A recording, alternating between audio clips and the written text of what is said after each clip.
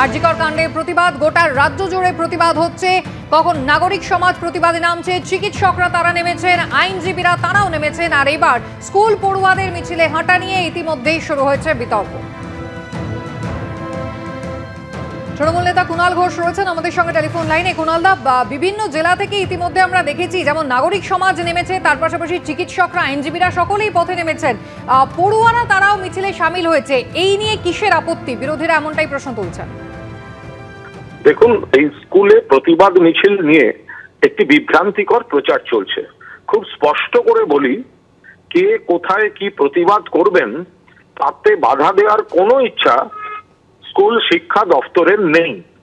আমরা যেটা জানতে পেরেছি, আমরা যেটা বলতে চাই যে স্কুল আওয়ার্সে, স্কুল পঠন পাঠনের সময় পুরো দস্তুর স্কুলটাই হোক।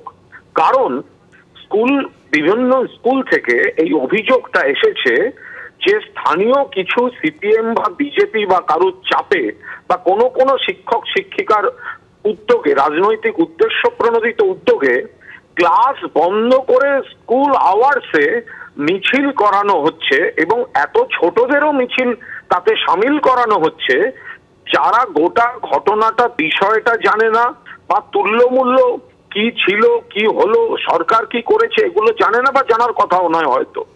ফলে এই জায়গাটায় খুব স্পষ্টভাবে বলা হচ্ছে যে স্কুল আওয়ার্সের মধ্যে ক্লাস হবে, পড়াশোনা হবে। ছুটির আগে বা ছুটির পরে যদি কেউ কোনো মিছিল বা কে কি করবেন সেটা এই স্কুল শিক্ষা দপ্তরের বা রাজ্য সরকারের আওতায় পড়ছে না। আমরা সেখানে কাউকে কোনো বাধা দিতে যাচ্ছি না। কিন্তু স্কুলকে, একাধিক স্কুল থেকে এই অভিযোগটা এসছে স্থানীয় কিছু বিজেপি বা সিপিএম বা কারুর চাপে স্কুলের মধ্যে থেকে স্কুল আওয়ার্সে মিছিল করানোর একটা চাপ তৈরি হচ্ছে। ফলে সেখানে ছোটদেরও ইনভলভ করা হচ্ছে বা পড়াশোনার ক্ষতি হচ্ছে। আমাদের পরিষ্কার বক্তব্য, স্কুল আওয়ার্সের মধ্যে পড়াশোনা হবে, মিছিল নয়।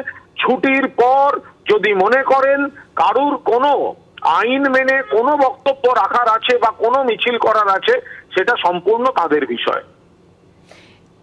কুণালদা, এখানেই একবার আপনাকে জানাতে চাইবো, হাওড়ার বলুহাটি স্কুলের যিনি টিচার ইনচার্জ তিনি বলছেন যে স্কুল শেষ হয়ে যাওয়ার পরে তারা এই মিছিল করেছেন। কোথায় কোনো ব্যতিক্রমী কিছু হলে সেটা আলাদা কথা, কিন্তু একাধিক জায়গায় দিনের বেলা স্কুল আওয়ার্সে হয়েছে বলে অভিযোগ এসছে।